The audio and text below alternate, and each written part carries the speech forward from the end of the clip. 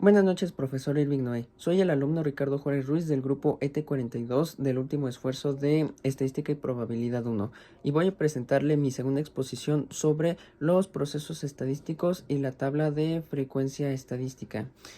Y comenzando primero por qué es un problema y una problemática. Un problema es un conjunto de incógnitas sin resolver todavía de cierta información planteada en la que se necesita llegar a una conclusión y presenta varios tipos de procesos para ser resuelto, que no importa el tipo de proceso que requiera, sino importa llegar al resultado final para saber su, ahora sí que, resultado. Y siguiendo con la tabla de frecuencia estadística, la cual se suele representar por un lado X o un lado Y. Del lado X podemos tener valores como por ejemplo del 0 al 10 y del lado de Y se puede tener valores de 10 en 10, comenzando por 10, 20, etcétera, para que al momento de ir resolviendo esa tabla podamos ver qué valor se ve de un lado y qué valor se ve del otro lado, y de alguna forma que de ambos lados haya una equivalencia.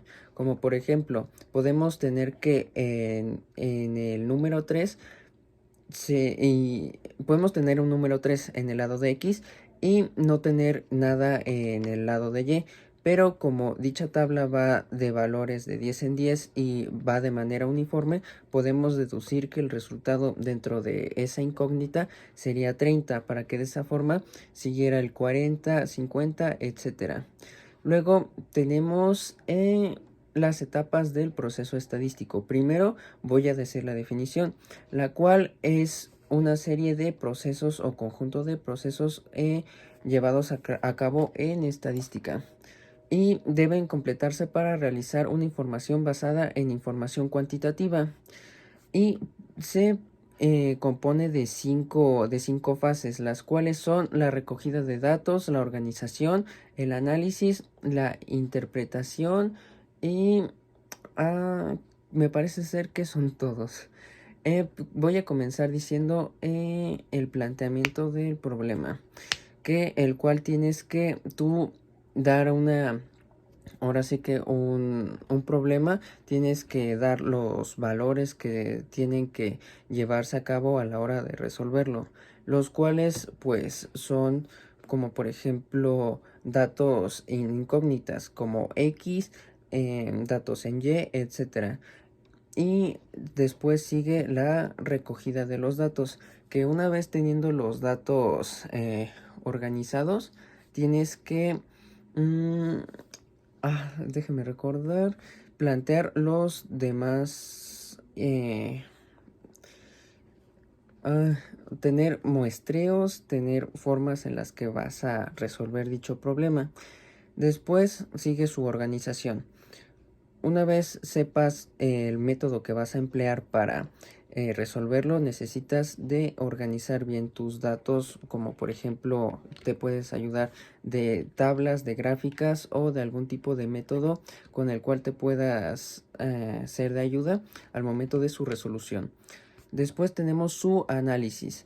En el momento del análisis podemos ir resolviendo dicho problema, y a la hora de ir resolviéndolo, pues hacer anotaciones para tener registrado toda la información.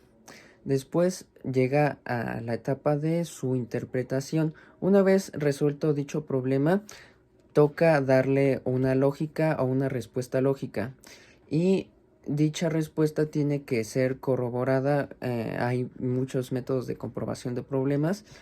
Y eh, la interpretación no solamente la debe tomar la persona que resuelve el problema, sino las demás personas, para que todos puedan de alguna manera llegar a comprenderlo. Creo que seguía las frecuencias. Ok. Una frecuencia es en estadística el número de veces que suele repetirse la información de. No, suele repetirse un valor. como por ejemplo cuántas veces se repite el valor 2 en una tabla, cuántas veces se repite el valor de x, etcétera. Y se parte en dos tipos de frecuencias, las cuales son la absoluta y la relativa. La absoluta, déjeme recordar, sí, es el número de veces que una variable se repite. Y, no, es el número de veces que se repite un hecho en un estudio. Y la frecuencia relativa es el resultado del valor de la frecuencia absoluta. Y se suele representar con la letra F, mientras que la frecuencia absoluta con la letra N. Y bueno, esta ha sido mi exposición. La verdad, me sigue costando algo de trabajo, pero trato de sacarla adelante. Buenas noches, profesor, y buen fin de semana.